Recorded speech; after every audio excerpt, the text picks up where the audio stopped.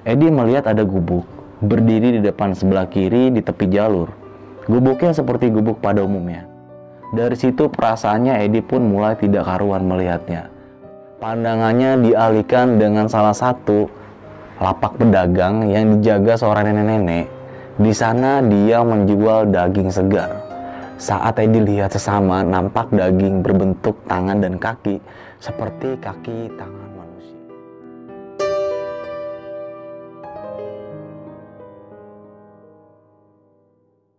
Assalamualaikum warahmatullahi wabarakatuh. Balik lagi nih guys dengan gue Indra di Besok Pagi. Sebelumnya gue sangat berterima kasih banget buat teman-teman semua yang sudah mensupport, menonton, mendengarkan Besok Pagi sampai saat ini. Semoga teman-teman semua yang mendengarkan dan menonton video ini selalu diberikan kesehatan oleh Tuhan Yang Maha Esa. Di kesempatan kali ini gue akan membawakan cerita pengalaman dari pendaki sewaktu mendaki ke Gunung Merapi nih guys. Dan cerita ini dialami oleh si Edi lah, kita bisa katakan pada tahun 2015. Jadi si Edi ini sempat mengalami tersesat di pendakian ke Gunung Merapi saat itu guys. Dan di saat Edi tersesat tersebut, dia masuk salah satu pasar yang bisa dikatakan pasar setan nih guys. Nah di pasar setan itu ada kejadian yang sangat gila ya menurut gue ya. Jadi si Edi ini menceritakan kalau dia itu melihat di pasar setan itu biasanya beberapa pendaki masuk pasar setan mengalami kayak ada transaksi jual beli lah ya. Tapi di sini jual belinya itu organ tubuh manusia. Nah, untuk lebih jelas ya dan untuk lebih lengkapnya, lu pengen mendengar cerita si Edi ini, lu simak terus nih video ini sampai habis. Dan jangan lupa juga buat kalian semua di subscribe Besok Pagi, like, comment, and share, nyalain loncengnya supaya kalian juga nggak tertinggal video-video terbaru dari Besok Pagi. Dan gue mengingatkan juga nih buat teman-teman semua yang menonton video ini atau mendengarkan, bahwasanya cerita yang mau gue angkat kali ini atau ceritanya si Edi ini yang pernah mengalami kejadian pengalaman mistis ya di saat di Gunung Merapi itu bukan untuk menakut-nakuti teman-teman semua, tapi lu bisa mengambil sisi positifnya dan bisa menjadikan pelajaran yang penting bagi kita semua. Enggak juga tuh buat mengurungkan niat kalian juga untuk mendaki gunung ya. Oke, nih guys, mungkin kita nggak usah berlama waktu dan lu mungkin udah penasaran juga nih sama ceritanya si Edi ini saat mendaki Gunung Merapi. Kita langsung aja masuk ke ceritanya.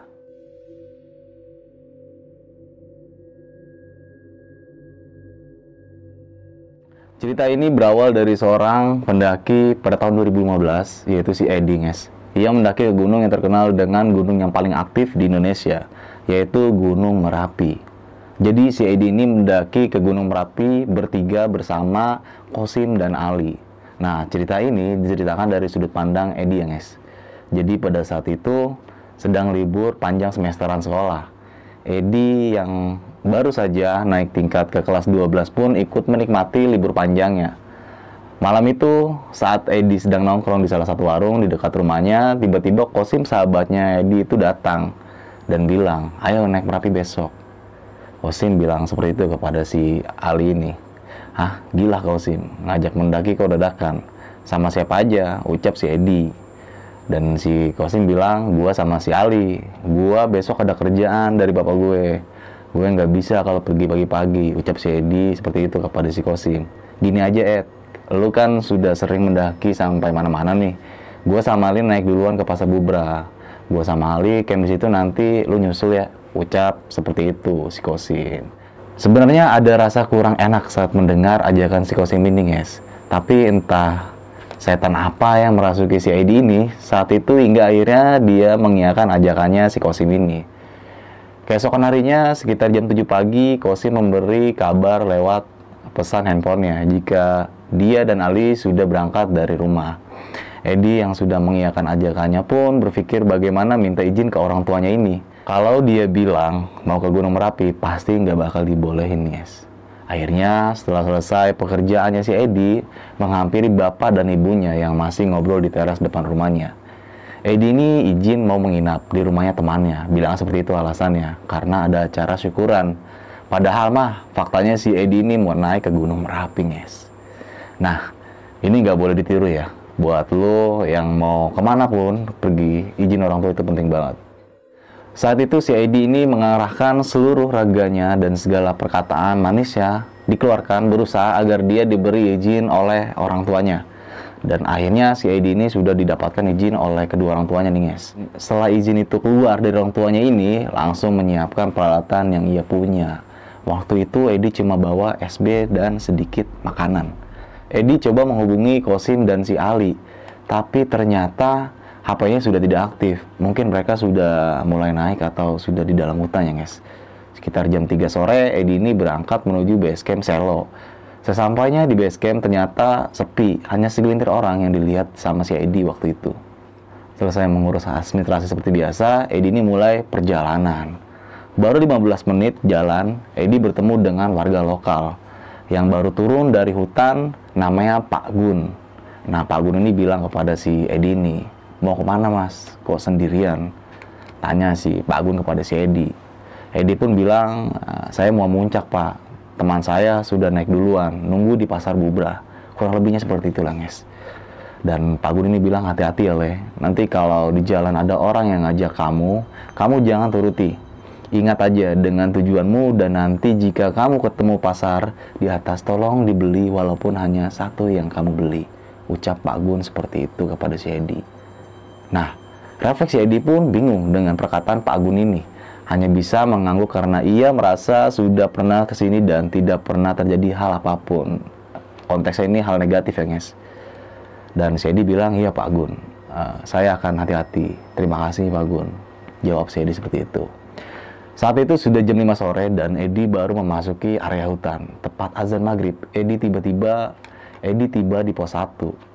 Sampai sini belum ia dapati pendaki lain, dan benar-benar sejak tadi Edi ini mendaki sendirian di gunung yang melegenda ini. Di pos 1 ini Edi istirahat sejenak sambil mengatur nafasnya nih guys. 10 menit istirahat sudah berlalu, Edi pun melanjutkan perjalanannya. Perjalanan dalam keadaan gelap di malam hari ditemani lampu senter. Sambil memutar musik yang ada di HP-nya itu guys. Edi ini sempat takut jika tiba-tiba ada yang menjawab di tengah hutan seperti ini. Jadi Edi hanya mengandalkan HP lawasnya dan bernyanyi dalam hati sambil sesekali melihat-liuk pinggulnya untuk berjoget dan menikmati alunan lagu. Edi ini sangat menikmati perjalanannya pada malam itu guys. Di tengah perjalanan menuju ke pos 2, Edi masih jalan sendirian dan nggak bertemu pendaki lain. Hingga akhirnya Edi ini melihat ada pendaki perempuan sedang beristirahat di tepi jalur. Saat Edi melihatnya, nampak ia seorang diri tanpa ada pendaki lain yang menemaninya. Saat ditegur, sampai kedua kalinya wanita itu hanya diam. Dia tidak menjawab apa yang Edi ucapkan. Sampai si Edi ini kembali menanyakan wanita itu dengan siapa dia mendaki. Tapi si wanita itu lagi-lagi hanya terdiam. Wanita yang Edi lihat, tampilannya tampak seperti pendaki pada umumnya nih guys. Dia membawa depek, jaket, dan kupluk di kepalanya. Namun saat Edi lihat wajahnya dengan lebih jelas, wajah si wanita itu pucat dan bibirnya biru. Dari situ perasaannya Edi pun mulai tidak karuan melihatnya, dan rasa takutnya seketika muncul.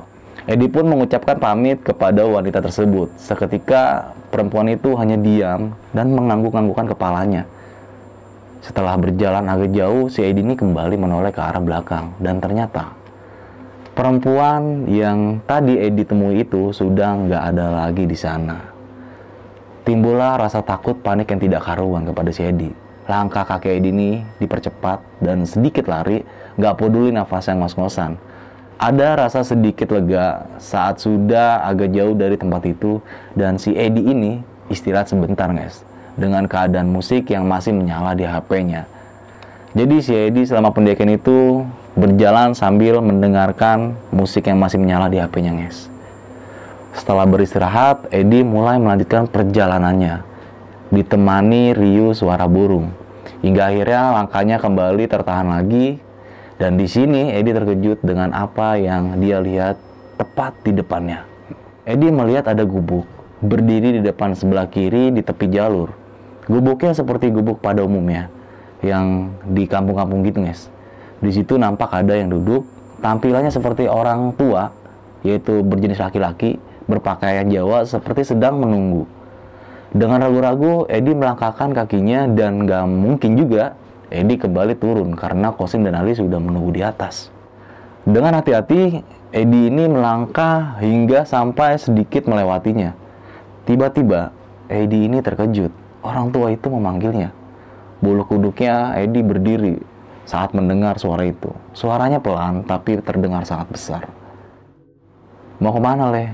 Dari mana asalmu? Mau apa kamu kemari?" tanya orang tua itu kepada si Edi ini. Edi yang saat itu masih ketakutan, gak berani sedikit pun menjawabnya. Bahkan menoleh ke arahnya pun enggak. Saat itu Edi sangat berharap ada pendaki yang datang. Dengan tetap diam, Edi terus melangkah pelan-pelan nih guys. Namun ternyata orang tua itu kembali memanggilnya dengan suara yang keras. "Le, apa kamu tak mendengar pertanyaanku? Kesinilah," ucap orang tua itu kepada si Edi dengan nada yang keras. Jantungnya Edi berdetak kencang, keringat mengalir deras di antara dahinya. Sampai-sampai Edi ini merasakan keringat mengalir di dalam bajunya yang cukup deras lah. Dan bulu kuduknya yang pasti pun masih berdiri karena saking ketakutannya nih guys. Bayangkan Edi menemukan hal aneh dari tadi dan mendaki seorang diri. Dengan mengumpulkan sedikit-sedikit keberaniannya si Edi ini, Edi memutuskan menghampiri orang tua itu daripada ada hal yang buruk terjadi pada dirinya. Berpikir seperti itu si Edi.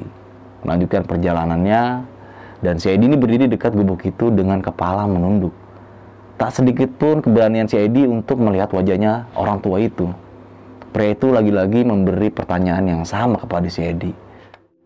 "Arep nang ndi Le? Seko ngendi asalmu? Meh opo kowe? Nang kene."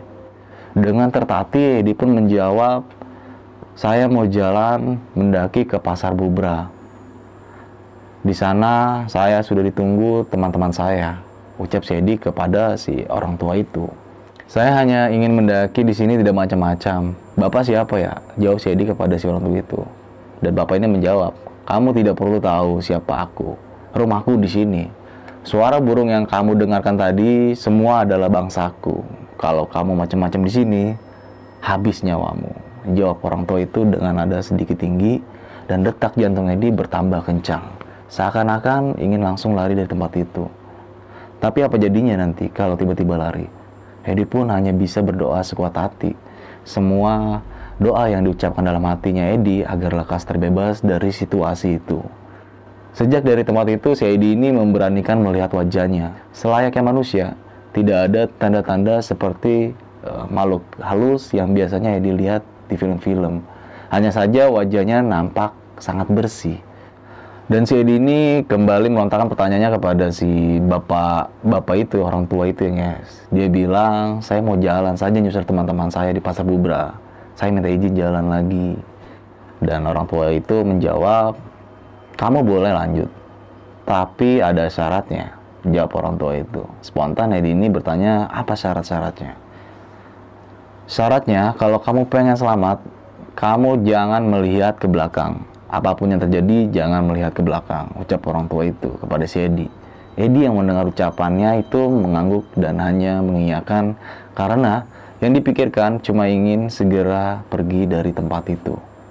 Selepas si Edi ini kembali berjalan dengan tanpa melihat ke belakang, saat mulai berjalan, punggung Edi ini terasa sangat berat, seperti ada yang menahan. Edi berhenti sebentar memegang bahu. Terasa tidak apa-apa selain tas yang menempel di bahu dan punggung. Lalu lanjut kembali berjalan, tapi sialnya malah semakin berat beban di punggung si Edi ini guys. Seketika Edi ini mendengar suara yang terdengar dari belakangnya, seperti suara Kosim yang memanggil namanya ini guys. Namun Edi berpikir kalau Kosim itu kan sudah jalan duluan di depan. Edi pun langsung ingat pesan orang tua yang tadi disampaikan itu. Jika ingin selamat dilarang melihat ke belakang. Dan Edi pun memutuskan terus melangkahkan kakinya ke atas tanpa menghiraukan suara panggilan itu. Punggungnya si Edi ini masih terasa berat, tapi Edi ini terus berusaha bergerak minimal sampai di batu yang dimaksud orang tua itu ya guys. Edi pun kembali mendengar suara Kosim, ini untuk kedua kalinya dari belakang ya guys, yang memanggil namanya si Edi sambil meminta tolong. Suara itu semakin jelas sekali terdengar, dan Edi pun buru-buru mempercepat langkahnya agar tiba di batu besar yang dimaksud. Sampainya di situ, Edi pun coba melihat ke belakang. Betapa terkejutnya, Edi ini tidak percaya dengan apa yang dia lihat. Ternyata yang ia lihat belakangnya itu jurang yang sangat dalam, dan kakek Edi ini pun berdiri tepat di bibir jurang. Edi pun bertanya-tanya dalam hati, sebenarnya jalan apa yang ia lewati tadi? Siapa orang tua yang dia temuin, dan siapa suara yang memanggil namanya tadi? Semuanya tidak sampai jika dipikir dengan akal dan logika. Bagaimana tidak? Bagaimana caranya bisa sampai di jurang itu? Edi berdiam diri cukup lama memikirkan itu ya, guys. Terus berdoa. Dengan doa yang ia bisa dalam hati, Edi ingin melanjutkan perjalanan tapi bingung mau kemana kaki melangkah.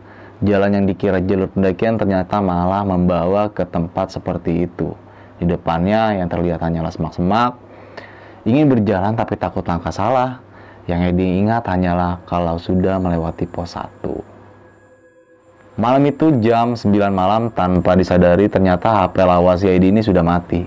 Tiba-tiba kabut datang, hanya saja tidak terlalu tebal nih guys. Jadi si Edi ini masih bisa melihat walaupun tidak terlalu jelas lah. Saat itu dia berpikir kalau harus segera bergerak dari sana. Tidak mungkin kalau terus-terusan berdiam diri di sini. Oh ya, sejak sampai di batu tadi, badannya si Edi sudah normal kembali ya guys. Punggungnya sudah tidak berat lagi. Perlahan Edi ini mulai melangkahkan menerabas lebatnya semak-semak yang ada di depannya. Saat itu Edi berpikiran kalau harus terus ke atas karena semakin ke atas vegetasi akan semakin sedikit. Dan jika Edi sudah tiba di medan berpasir bisa melihat keadaan sekitarnya. Hanya bermodalkan lampu senter, Edi ini mencari jalanan yang bisa dilewati. Lagi-lagi, Edi ini terkejut dengan sosok samar-samar di sebelah kanan. Sosok hitam besar sangat tinggi dan matanya menyala berwarna merah. Saat itu Edi hanya menunduk dan terus berjalan, tidak mau juga menghiraukan karena dia ingin cepat bebas dan kembali ke jalur pendakian yang normal. Edi ini masih terus melewati semak-semak nih guys, hingga menemui jalanan setapak. Dia mengikuti jalan itu hingga akhirnya sampai di jalur pendakian yang benar. Edi ini sampai di jalur tepat sebelum masuk di pos 2. Dan dia menyadari sudah kembali ke jalan yang benar. Tak henti-hentinya bersyukurlah si Edi ini. Saat itu jam menunjukkan 11 malam.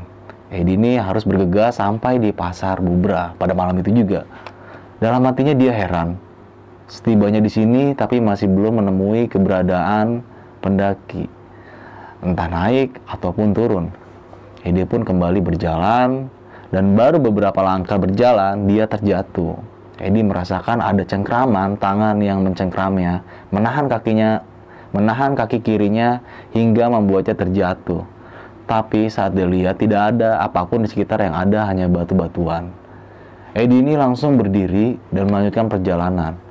Setelah melewati pos 2, jalanan mulai terbuka dan perlahan melewati batas vegetasi nih guys. Mulai melewati trek berpasir, jalur pun terlihat jelas. Hanya saja saat si Edi melihat ke arah atas, yang ada hanyalah kabut yang tebal. Akhirnya Edi ini tiba-tiba di papan petunjuk pasar Bubra. Tanpa gangguan apa-apa lagi, dia pun mulai sedikit turun ke area pasar Bubra itu ya guys, yang sangat-sangat luas. Di sana dia baru menyadari jika ada cukup banyak tenda yang berdiri. Tandanya pasti ada lumayan banyak pendaki yang naik hari itu. Dalam hatinya Edi pun berpikir kenapa tidak menemukan satupun teman-temannya itu. Tapi dia berpasrah diri lah ya sudahlah. Edi pun langsung mencari tenda si Kosim dan si Ali ini. 10 menit mencari, akhirnya dia menemukan keberadaan Ali dan Kosim ini guys. Dan Kosim pun mulai melontarkan pertanyaan kepada si Edi nih. Akhirnya lu sampai di sini juga, lama banget. Emang lu naik jam berapa sih? Jawab si Kosim seperti itu. Si Edi pun bilang dia berangkat jam setengah 5 sore dari base camp. Lah, kok lama banget sampai sini, kata si Kosim. Ini udah jam 12 lebih, Ed. Lu kemana aja? Jawab si Ali seperti itu. Dan Edi pun mulai masuk tenda. Edi ini mencoba mengalihkan pembicaraan agar Kosim dan Ali tidak terus menanyai dirinya itu guys.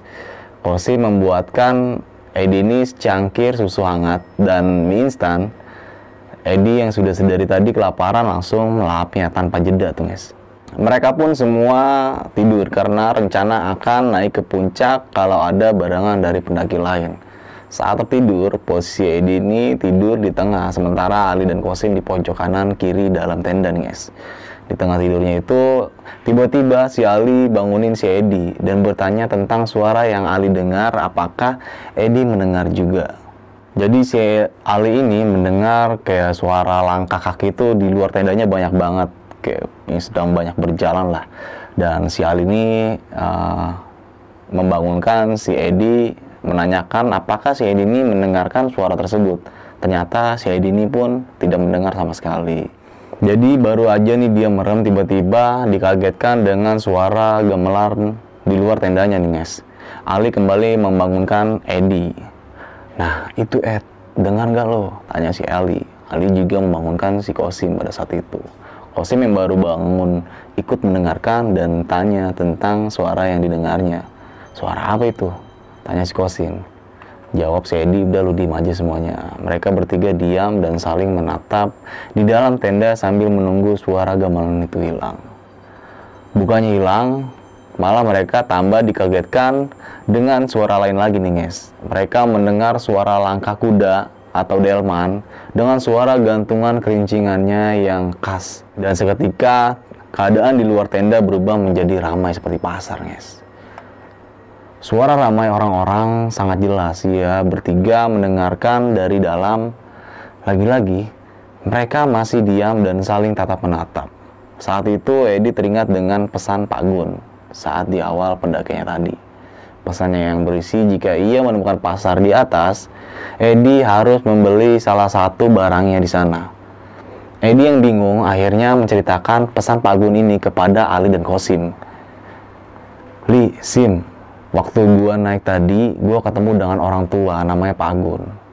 Gua diberi pesan jika kita ketemu pasar di atas, kita harus beli barang dari pasar itu. Ucap si Edi kepada mereka berdua ini guys. Gila lu Ed, kita aja nggak tahu apa yang terjadi di luar. Lo malah ngajak aneh-aneh, jawab si Kosim seperti itu. Lah, gimana sih Sim? Gua diberi pesan dari Pak Agun seperti itu, jawab si Edi. Ia yang sudah pernah ke Merapi sebelumnya baru kali ini mendapati kejadian-kejadian aneh seperti itu guys. Mereka yang sedang ngobrol tiba-tiba dikagetkan dengan tali tendanya seperti ada yang menyenggol. Nggak di situ aja, tenda mereka dari belakang seperti ada yang meraba-raba. Saat mereka perhatikan nampak jelas dari dalam tenda yang meraba tampak seperti tangan yang entah tangan siapa nih guys. Benar-benar tenda mereka saat itu seperti berdiri di tengah keramaian. Firasatnya Edi ini harus menjalankan pesan dari Pak Agun itu agar semua ini cepat pergi. Lalu Edi memberanikan diri mengajak Ali dan Kosim keluar tenda untuk melihat apa yang sebenarnya terjadi. Gini loh Sim, Li, kita berdoa aja. Insya Allah tidak ada yang terjadi hal yang aneh-aneh lah. Kalau tidak keluar, sepertinya akan terus diganggu. Ucap si Edi seperti itu kepada mereka berdua. Firasat Edi harus melakukan dari apa yang dipesankan oleh Pak Agun agar tidak terjadi apa-apa. Ali dan Kosim hanya diam mendengar ucapan si Edi ini. Ya udah, tapi lu duluan yang di depan, ucap si Ali kepada si Edi. Edi yang mendengar ucapannya langsung bergegas membuka tenda. Tenda mereka buka. Di situ Edi dan kedua temannya langsung disambut dengan dinginnya kabut malam. Akhirnya Edi, Ali, dan Kosim keluar tenda bersama-sama dengan membawa lampu senter yang mereka bawa nih guys. Ini aku tidak mimpi, ini tempat apa kok ada pasar di atas gunung seperti ini? Tanya Ali yang kaget dengan apa yang dilihat dengan mata kepalanya sendiri. Edi hanya diam dan tidak menjawab. Saat Edi melihat Kosim, ia nampak sekali ketakutan. Ia memperhatikan semua keadaan sekitarnya saat itu, banyak sekali yang berjualan. Dan orang-orang yang di dalamnya mengenakan pakaian orang desa zaman dulu gitu guys.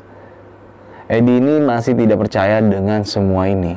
Rasa-rasanya tidak nalar jika ada pasar tumpah di atas gunung seperti ini. Herannya, Edi juga melihat beberapa tenda pendaki yang berdiri di antara pasar itu. Ia mulai bertanya-tanya sendiri dalam hati, apakah semua pendaki itu tidak menyadari hadirnya pasar ini dan di tengah malam bolong seperti itu. Sudahlah, Edi harus fokus menjalankan pesan Pak Gun dengan cepat dan langsung masuk ke dalam tenda lagi. Edi yang saat itu masih memperhatikan keadaan di sekitarnya Kali ini ia memperhatikan barang apa yang dijual di sini. Yang dijual semuanya normal, selayaknya pasar yang ada di kota dan di desa-desa, guys. Tapi pandangannya dialihkan dengan salah satu lapak pedagang yang dijaga seorang nenek-nenek. Di sana dia menjual daging segar. Saat Edi lihat sesama, nampak daging berbentuk tangan dan kaki seperti kaki tangan manusia. Sontak Edi ini langsung beristighfar melihat itu. Tidak mungkin Edi ini akan beli daging dagangan nenek itu. Ia juga memilih tujuan lapak mana yang akan ia hampiri dan dia beli. Di ujung pasar Edi melihat lapak menjual sembako. Dan Edi ini memutuskan untuk ke sana. Bismillahirrahmanirrahim. Gusti Allah Kang Maha Agung lindungi kami semua. Pelan-pelan Edi melangkah melewati tengah-tengah pasar yang ada di situ. Mereka bertiga saling diam tanpa mengeluarkan kata-kata. Edi perhatikan lagi lebih dekat orang-orang di sana. Wajah mereka sangat pucat seperti wajah pendaki perempuan yang ia temui di atas pos 1 itu. Lalu Ali dan Kosim masih mengikuti di belakangnya. Akhirnya Edi sampai di lapak yang ia tuju di situ yang jual anak-anak laki-laki jika diperkirakan berusia 12 tahun. Tumbas nopo mas, beli apa mas? Artinya seperti itu ya, tanya anak laki-laki itu kepada mereka bertiga. Ia berbicara dengan nada lemas dan raut mukanya yang datar menyeramkan. Edi pun menelan ludahnya saat melihatnya si anak laki-laki itu. Ia terus berdoa dalam hati dan Edi melihat apa yang bisa ia beli di situ ada mie instan, air mineral dan makanan lainnya. Dengan cepat Edi memutuskan mie instan yang akan ia beli. Niki pinten dek, artinya ini berapa deh harganya? Tanyanya sambil menunjuk mie instan itu. 3.000 mas, jawab si anak kecil itu ya. Aku beli 2 ya dek, jawabnya si Edi yang hendak bayar. Ya lupa kalau uangnya di dalam tas yang ada di tendanya. Kalian ada yang bawa uang 6.000 nggak? Tanya Edi kepada si Ali dan Kosim ini guys. Syukurlah Ali membawa uang dan langsung ia serahkan ke anak laki-laki itu yang sebagai penjualnya. Saat menyerahkan uangnya, tak sengaja tangannya Edi ini menyentuh sedikit tangan si anak laki-laki itu ya. Edi merasakan tangannya sangat dingin dan jika ia lihat tangannya lebam seperti bekas luka. Sudah membeli barang dari pasar ini dan sekarang Edi bersama Ali dan Kosim harus lekas kembali ke dalam tenda. Mereka bertiga berbalik untuk kembali ke tenda yang pastinya. Edi dan kedua temannya terkejut. Banyak orang-orang di antara mereka yang memperhatikannya. Gimana ini nasib kita? Tanya Ali dengan raut wajah ketakutan. Doa kalian jangan putus. Sudah ayo jalan aja.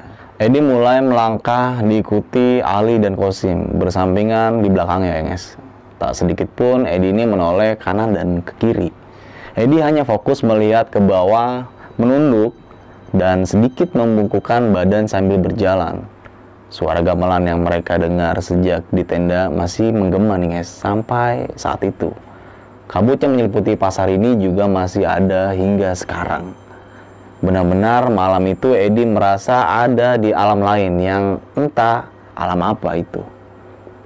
Saat hampir mau sampai tenda, langkahnya Edi terhenti. Edi melihat sosok hitam besar yang dilihat saat tersesat semalam itu. Sosok itu memperhatikan mereka dengan mata merahnya yang menyala. Henti-hentinya Edi, Ali, dan Kosim melanjutkan doa yang ia bisa di dalam hati. Saat tiba di depan tenda, Ali dan Kosim mendahului Edi masuk ke dalam tenda nih guys. Bocah sialan, ucap si Edi ke mereka berdua ini. Ia masuk ke dalam tenda agar lepas dari situasi gangguan gaib yang pasti guys. Astagfirullahaladzim, astagfirullahaladzim. Edi mendengar Kosim tak henti-hentinya beristighfar dan Edi melihat Ali langsung masuk ke dalam tenda. Mereka bertiga masih belum percaya dengan apa yang ia lihat tadi di luar tenda. Mie instan yang dia beli barusan Edi simpan di dalam tas dan diberi tanda agar tak tertukar saat Edi akan memasaknya pagi nanti. Hingga akhirnya mereka mendengar lantunan azan subuh yang mungkin dari pemukiman bawah. Perlahan suara gamelan dan suara gemuruh keramaian hilang. Mereka bersyukur banget saat keadaan kembali normal. Mereka cepat-cepat bersiap sholat sama-sama di dalam tenda. Setelah sholat, mereka berusaha tidur lagi. Dalam tidurnya, Edi bermimpi didatangi seorang kakek-kakek memakai jubah putih nih guys. Di situ ia mengatakan ingin menuntunnya. Ia berpesan dan memintanya untuk lekas turun sebelum gelap tiba. Dan singkat cerita, jam 8 pagi, Edi pun bangun. Ia lihat pintu tenda sudah terbuka. Ternyata Ali dan Qasim sedang masak di depan tenda nih guys. Pagi itu mereka lewati selayaknya pendaki pada umumnya. Sudah, nggak usah turun aja ya, ajaknya si Edi ini kepada Ali dan Qasim. Iya, turun aja Sim, jawab Ali yang juga minta langsung turun. Pada saat itu, Ali dan Qasim satu suara dengannya untuk langsung segera turun. Mereka lalu membuat susu hangat, masak mie instan, dan sosis pagi saat itu. Selesai makan, mereka langsung packing dan bersiap untuk turun. Edi lihat beberapa pendaki summit ke puncak dan ada yang hanya di tenda aja nih guys. Ia bingung dan menyimpan tanya dengan kejadian semalam. Apakah pendaki yang lain juga merasakan kejadian yang sama? Apa yang mereka alami semalam itu? Sebelum turun gunung, mereka bertiga berdoa bersama. Saat turun, Edi paling depan, sementara Qasim di paling belakang, dan Ali yang pastinya di tengah. Mereka turun dengan sangat hati-hati setelah banyak hal-hal terjadi menimpa mereka nih guys. Rasa-rasanya setelah kejadian yang mereka rasakan semalam suntuk itu, dan Edi yang merasakan tersesat juga, anehnya ini Edi menjadi orang yang peka dengan keberadaan makhluk gaib di sekitarnya guys. Saat mereka tiba di pos 1, mereka disambut dengan bau busuk hingga Qasim hampir muntah karena saking busuknya bau itu. Bau apa ini? Tanya si Ali ini. Edi coba cek keadaan sekitar, ternyata ada setan berkuncung yang berdiri di antara semak-semak siang hari bolong. Hati-hati, lihat itu ada pocong berdiri di sana. Pantas aja bau ini, ucap Edi sambil menunjuk ke arah semak-semak. Wajahnya hitam gosong, ada nanah mengalir di sekitar wajahnya. Aneh sekali, ada setan siang-siang seperti ini, ucap dalam hati si Edi ini. Singkat cerita, mereka tiba di base camp pendakian nih guys. Mereka merebahkan badan dan beristirahat. Mereka bersyukur karena sudah tiba di base camp dengan selamat. Mereka tiba di bawah sekitar jam 2 siang. Edi langsung mandi membersihkan badan. Selesai mandi, Edi lihat ada yang berbeda dengan Qasim. Ia lihat Qasim duduk di luar di tepi jalan. Tatapannya tak lepas dari Merapi. Saat gue panggil, ia tak sedikit pun menoleh. Sim, lu kenapa? Tanya Edi sambil menghampiri dan menepuk pundaknya si Qasim ini. Gue didatangi anak kecil yang di pasar tadi, Ed. Gue diajak main ke sana lagi, jawab si Qasim ini. Saat itu juga Edi mengajak Qasim ke dalam lagi. Ia minta Ali dan Qasim segera berkemas dan pulang ke rumah.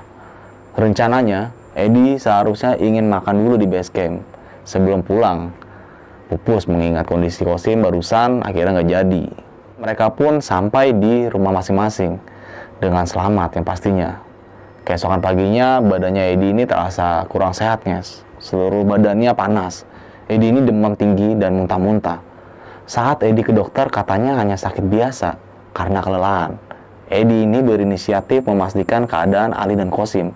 Ternyata mereka juga merasakan hal yang sama nih guys, seperti Edi. Beberapa hari setelahnya, mereka bertiga pun kembali sehat dan beraktivitas seperti biasanya.